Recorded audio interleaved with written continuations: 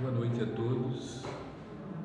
Vamos nesse momento, elevando o nosso pensamento até o nosso Mestre Jesus e vamos agradecendo por mais esse dia, por este momento e vamos vitalizando a espiritualidade superior que dirige esta casa e vamos pedindo a sua proteção, o seu amparo para o Evangelho desta noite e vamos mentalizando os nossos anjos da guarda, os nossos mentores e vamos pedindo que abra nossa mente para que possamos entender o Evangelho e poder aplicar no nosso dia a dia, que só assim nos tornaremos pessoas melhores.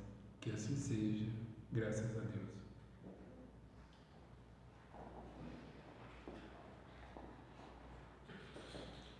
Boa noite, todo mundo. Então, hoje, para a gente compreender um pouquinho melhor, né, continuando o estudo das parábolas, né, a gente vai, primeiro, vamos começar com o contexto em que isso aconteceu, que essa fala aconteceu. Então, segundo a Bíblia, né, em Lucas, no capítulo 14, na cidade onde Jesus estava, haveria um evento, né, na casa de um fariseu que era muito importante naquela região, e as pessoas foram chamadas para participar desse evento, dessa festa. E Jesus e os discípulos estavam caminhando para essa festividade e tinha um grupo de várias pessoas, né, indo para o mesmo local, e havia um grupo de fariseus que caminhava em direção àquela casa. E no meio do caminho, né, eles viram um homem doente, né, caído ao chão, todo inchado. E aí Jesus então olha para esse grupo de fariseus e pergunta, né, é permitido ou não curar no sábado? Né? E os fariseus ficaram quietos, e todo mundo ficou quieto. E aí Jesus então toma o homem adoecido pelas mãos, né, o cura e o manda embora.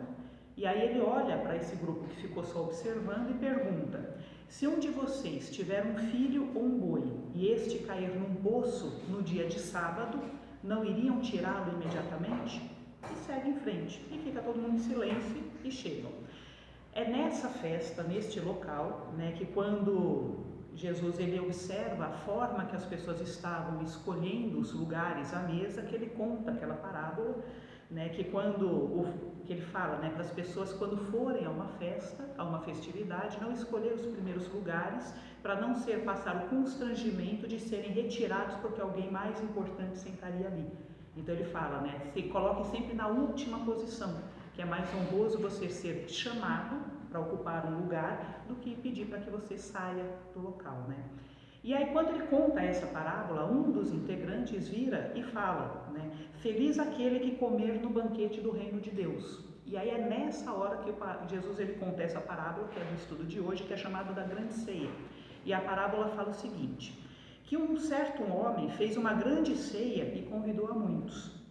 E à hora da ceia mandou o seu servo dizer aos convidados, vinde que já está tudo preparado. E todos começaram então a arrumar desculpas. O primeiro respondeu ao servo, né, comprei um campo e importa ir vê-lo, rogo-te que me desculpe. E saiu de perto. Aí o outro convidado disse para o servo, comprei 5 juntas de boi e vou experimentá-lo, te peço que me desculpe. E vai embora. E aí o servo vai a um outro que fala, casei e portanto não posso ir. Então o servo volta à casa do senhor e anuncia todas essas coisas. E então o senhor, indignado, fala ao servo, saia depressa pelas ruas e bairros da cidade e traze aqui os pobres, os aleijados, os mancos e os cegos. E disse seu servo, Senhor, feito está, né? E ainda há lugar. E aí então o Senhor fala para o servo, sai então pelos caminhos e atalhos e força-os a entrar para que a minha casa se encha. Essa é a parábola. Então, e a gente sabe que as parábolas elas trazem um componente simbólico, né? E que até mais de 2000 anos a gente está tentando entender o componente dessas parábolas para ver se a coisa entra, né, e faz, e brota dentro da gente, né? Mas tem um livro, né, chamado Parábolas Terapêuticas, de um escritor chamado Alírio de Cerqueira Filho, que ele faz um estudo, né, de uma forma psicológica, vamos dizer assim, sobre as parábolas, todas as parábolas do Cristo. E aí ele comenta sobre essa parábola, e conforme esse autor, essa parábola ela nos convida a observar onde nós estamos diante dos convites de Deus para a grande ceia.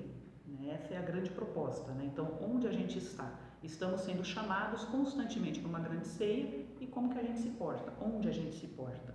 Então, no Livro dos Espíritos, no capítulo 2, Kardec ele pergunta de uma forma muito direta e objetiva: qual é o objetivo da encarnação dos espíritos? Então, essa é a questão. E aí a resposta literal que está lá, né? A resposta é: Deus a impôs a eles, né, os espíritos, com o objetivo de os fazer chegar à perfeição. Para alguns é uma expiação, para outros é uma missão. Todavia, para alcançarem essa perfeição, devem suportar as vicissitudes da existência corporal. Nisso é que está a expiação. A encarnação também tem outro objetivo, que é o de colocar o espírito em condições de suportar a sua parte na obra da criação. Então essa é a resposta. E o que a gente pode entender disso? Que o primeiro objetivo de qualquer espírito é o de se transformar para ir rumando a essa perfeição. Então o foco da gente estar aqui encarnado não é para ficar preso à matéria, ou seja, como o outro foi a junta de bois, o outro foi casar, o outro foi ter o terreno, o outro foi ter... Ou seja, essa coisa que a gente se perde nas coisas urgentes que a matéria traz. Então, o nosso objetivo enquanto encarnado é realmente olhar para si enquanto um ser imortal, um ser espiritual, e focar naquilo que ele precisa transformar, naquilo que ele precisa desenvolver dentro de si mesmo, para ir cada vez mais próximo, mais alinhado àquilo que é a nossa proposta. Então, a gente precisa entender, que a nossa encarnação ela nos auxilia dentro dessa mistura toda que é estar encarnado, no contato com essas diferenças, com os outros. A gente vai aprendendo a desenvolver os nossos valores, as nossas virtudes, a gente vai aprendendo a ficar cada vez mais sábio, a olhar a realidade sobre perspectivas diferentes.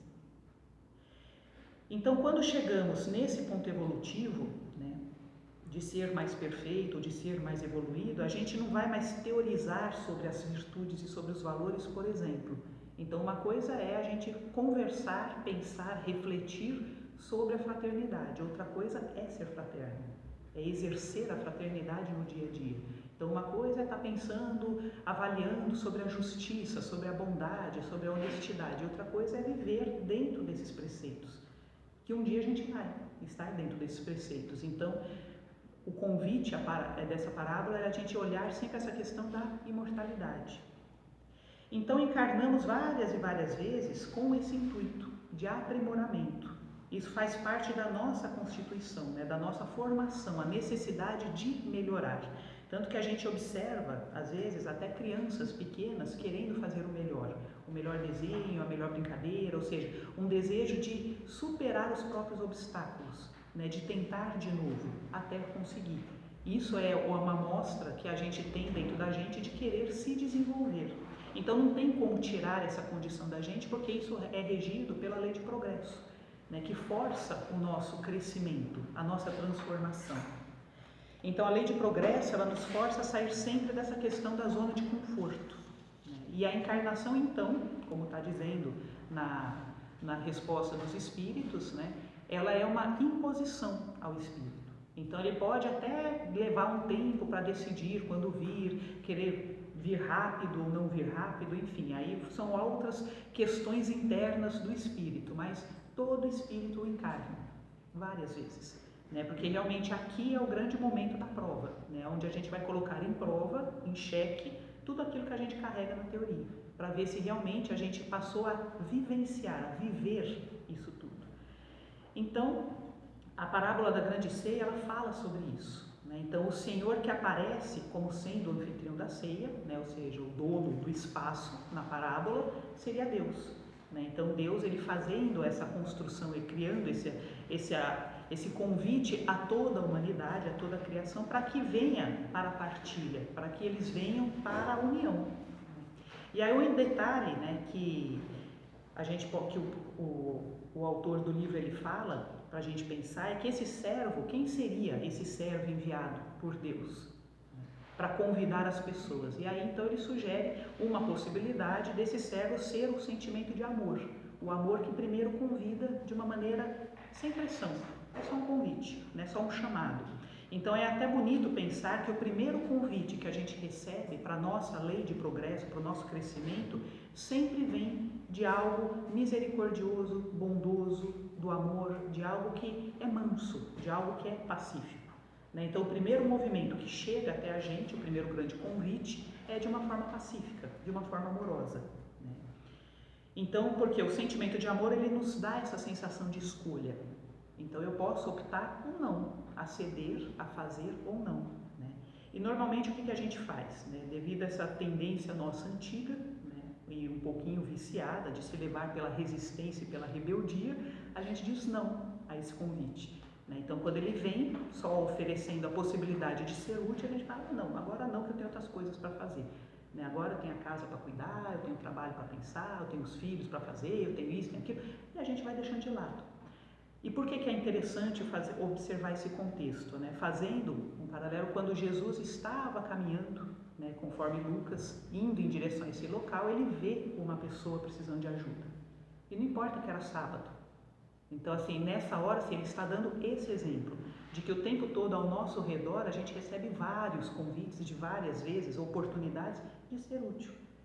Isso é o convite do amor, de olhar para além daquela matéria, além dos nossos compromissos, além dos nossos afazeres e realmente estar presente naquele momento para enxergar ao redor de que forma a gente pode ser útil. Então, e a gente encontra, normalmente, se a gente começar a olhar, a gente vai encontrar uma pessoa que você percebe pela expressão que está mais angustiada, uma outra que está meio perdida, uma outra, e aí é aquele momento em que a gente tem que fazer uma escolha. Eu paro tudo que eu estou fazendo para poder fazer algo em prol do outro, ou eu sigo em frente? Claro que às vezes não dá e a gente segue em frente, faz apenas uma oração, mas já está ajudando, já está valendo se a gente tiver um pouquinho dessa doação da nossa própria energia em favor do outro. Então, isso seria o oposto, então, do que normalmente a gente faz, porque a gente ainda prioriza o apego nosso à matéria, porque por alguma razão, assim, a gente se esquece, e parece que permanece esquecido, mesmo recebendo uma série de informações contrárias, a gente se esquece de que a gente é um espírito encarnado. A gente se confunde demais com essa personalidade, com esse nome, com esse corpo, com essa matéria, com essas coisas, e a gente acha que a nossa existência é resolver essas coisas. E foca 100% nisso. Então, qual que seria a proposta? Que a gente conseguisse olhar além desse aglomerado de matérias todo dia e tivesse essa consciência, eu sou um espírito. E se eu sou um espírito e a minha ideia é evoluir num sentido intelectual e principalmente num sentido moral, o que eu posso fazer para essa evolução hoje? Esse tem que ser o foco, pelo menos é a ideia. E aí a gente então se apega à matéria e prioriza colocando ela como primeira opção. Então, quando Deus pede para que o amor traga os seus convidados, todas as respostas são relacionadas ao apego. Então, é o apego ao terreno, o apego à junta de bois, o apego ao casamento, representando três grandes coisas, que é aquela questão de priorizar as relações, o meu afeto, diante de qualquer outra possibilidade, o apego à questão material no sentido de matéria mesmo, de quantidade de dinheiro que se tem, e também o apego à questão do poder, que são as três grandes experiências mais difíceis que tem, que descaracteriza a gente da condição de ser espírito. Então, o que acontece? Sem perceber, a gente não se dá conta disso, que a gente... E aí tem um fator que eu estava pensando enquanto refletia sobre essa parábola, de que como os nossos desejos se amplificam quando a gente está apegado à matéria. Então, quanto mais apegado à matéria eu estou, mais desejos eu vou ter, mais necessidade de realizar, de satisfazer as sensações em cima da matéria. Então, eu preciso ter, comprar, adquirir, trocar, fazer, não sei o quê, ir, experimentar, papapá. E parece que é um desejo atrás do outro. E esses desejos, eles meio que obscurecem a nossa consciência nessa coisa da gente ser um espírito imortal. Então, assim, sem perceber essa questão da matéria, aciona em nós essa coisa da nossa rebeldia de ficar né? Depois que eu ganhar mais, depois que eu tiver mais, depois que eu realizar, depois que... Tanto que assim, é muito comum a gente conversar com as pessoas e às vezes parece assim, as pessoas falam algo semelhante a: quando a minha vida estiver tudo bem, aí eu vou poder me envolver em alguma atividade. Mas antes eu tenho que resolver aquilo. Aí você fala, então, nunca vai estar tudo bem, né? Ou seja, a vida ela sempre vai ter essas coisas a mais para trazer, para fazer com que a gente se desenvolva. Porque os problemas que a gente desenvolve no dia a dia, né, são convites para a gente se forçar a desenvolver esse lado moral. Né? Eu não vou trabalhar a minha fraternidade num ambiente passivo. Porque às vezes é muito fácil você estar dentro de uma colônia espiritual que você não tem contato com a diversidade, com aquele que pisa no seu pé, com aquele que te... Ou seja, fica uma situação meio fácil. Só que aqui encarnado que a gente vai colocar em prova realmente tudo isso, entende? Então, o que acontece? A gente deixa para depois a maioria das experiências que iriam nos tirar da zona de conforto em que a gente está. Então a gente prioriza, né, o nosso tempo de vida dentro dessas experiências e aí nunca sobra um tempo, né, para ouvir uma palestra, para ler um livro, para ter um contato com um questionamento, um pensamento diferente. E ainda existem as situações que surgem, né, na nossa vida que pedem essa presença. Então, nos casos em que o amor nos convida para ser solidário, fraterno, presente, atento, acolhedor, né? Principalmente das dores de outras pessoas. E esses são os convites que a gente recebe para a grande ceia. Porque dá a entender que quanto mais a gente conseguir entrar nesse aspecto de ser útil, de se colocar a serviço, isso é a grande ceia. Vai ser todas as sensações e as coisas que a gente vai acessar e despertar dentro da gente, justamente sendo útil, se colocando a serviço, que toda essa questão do bem passa também a fazer parte de dentro da gente. Então, outro objetivo que o espírito encarna é exatamente esse, ser útil, porque tudo na natureza serve, se doa. Então, quando os espíritos falam para Kardec, que uma das formas o espírito ele encarna justamente para assumir a posição dele dentro da obra, ou seja, para ele ter atitude dentro da obra de Deus, ou seja, participar disso tudo, ele está chamando a ser útil. Então, se eu vivo apenas para satisfazer os meus desejos relacionados a essa personalidade, a essa existência, eu acabo negando essa expressão da lei dentro de mim, de ser útil. Eu bloqueio essa fluidez. E aí eu acabo me afastando de um dos grandes objetivos. Então, assumir a responsabilidade e o dever de ser participante e ativo na obra da criação é outro objetivo que a gente está aqui. Então, voltando para a parábola, o servo, representando o amor, ele retorna então para Deus e fala, olha, ninguém quis vir, estão todos apegados às coisas da matéria. E aí então o Senhor, Deus, ele fica indignado. Essa é uma expressão, um achismo talvez nosso, que acho que Deus não fica indignado, mas tudo bem. E aí ele então pede para que o seu servo, o amor, traga então traga todos os pobres, os aleijados, os mancos, os cegos, porque eu quero essas pessoas então para a ceia. Quem são essas pessoas? Quem são os mancos, os aleijados, os pobres e os cegos? É nós, ou seja, é a gente, todos nós que sentem dor na alma, que carrega algum tipo de mazela, que carrega algum tipo de cansaço, algum tipo de necessidade de mudar. E aí é nesse ponto que a gente entende a dor da alma como uma ferramenta educativa, porque ela incomoda tanto, que nos força a sair da onde a gente está, que nos força a ir em busca de algo.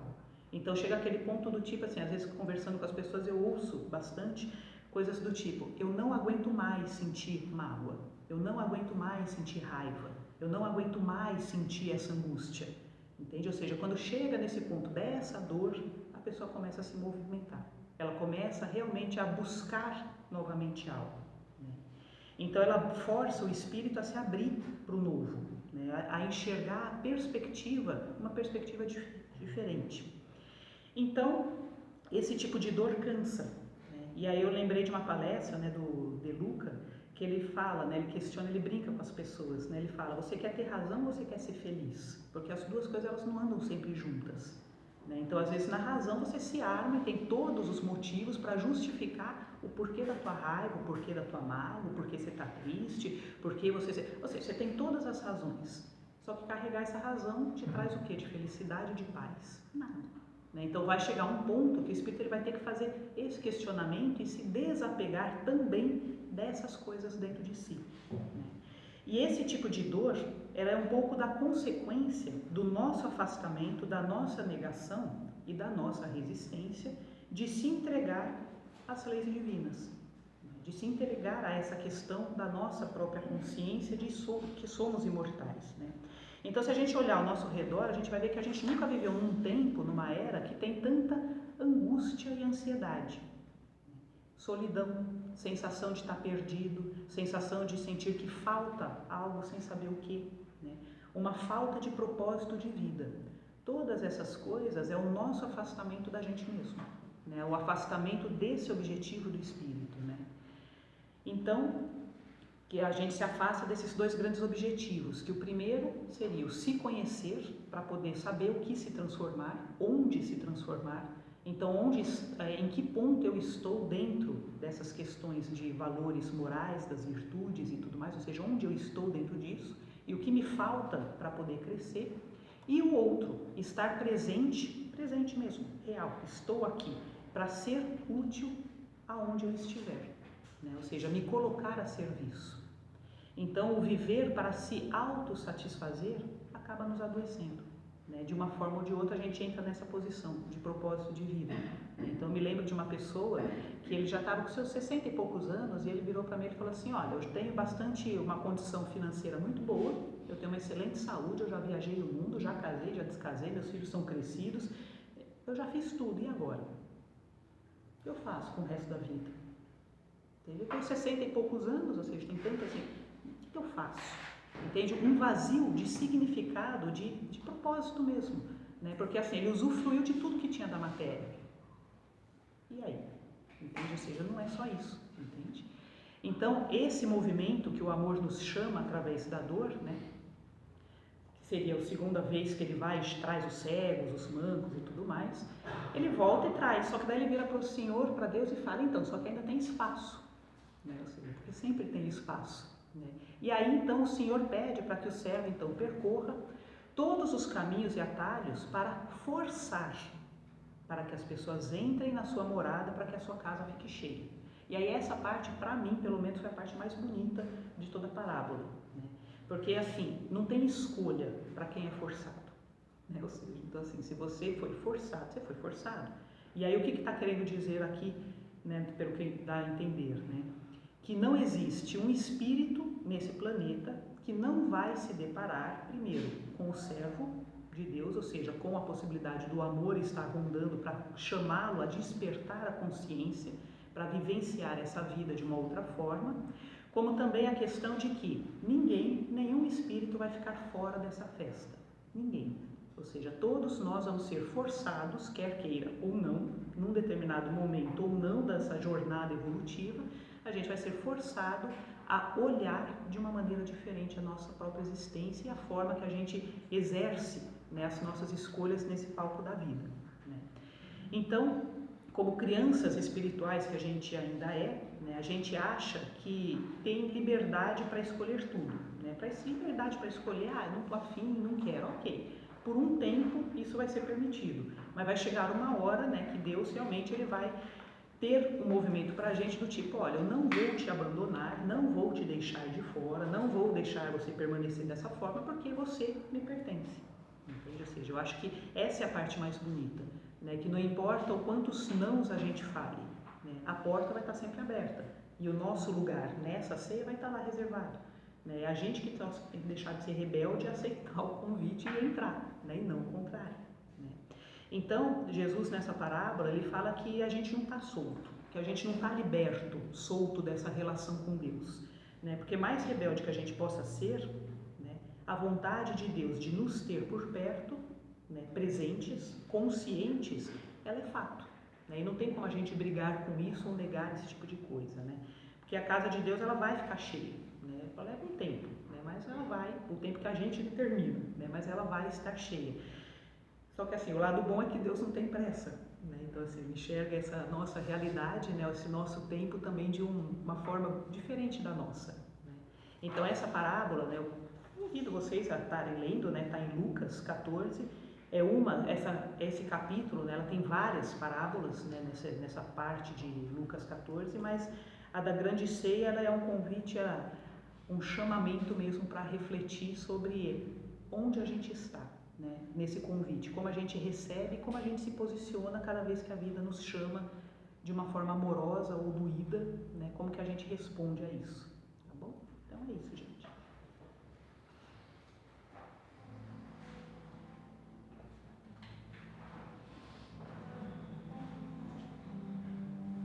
Então vamos sentando confortavelmente na cadeira e sentindo a presença desses amigos espirituais que nesse momento colocam o coração também em oração. E vamos todos agradecendo a oportunidade de estarmos juntos, agradecendo essa casa, agradecendo a essa enorme família espiritual, agradecendo pertencer a este grupo. E vamos pedindo também, rogando a Deus que a gente encontre no nosso íntimo força para se manter aberto, conectado nessa proposta de se transformar, de se render, se permitir seguir esse caminho do bem, o caminho do amor, o caminho do Cristo. Que a gente possa sentir nos momentos mais difíceis esse lembrete, essa presença amorosa do nosso mentor, a sensação dessa equipe espiritual, para que a gente possa encontrar essa fonte de apoio aonde quer que a gente esteja. Que a gente possa confiar nessa proteção, nesse amparo. E principalmente que a gente não se esqueça de que somos espíritos imortais e que a nossa jornada nunca termina. Esteja conosco hoje e sempre, Jesus. Que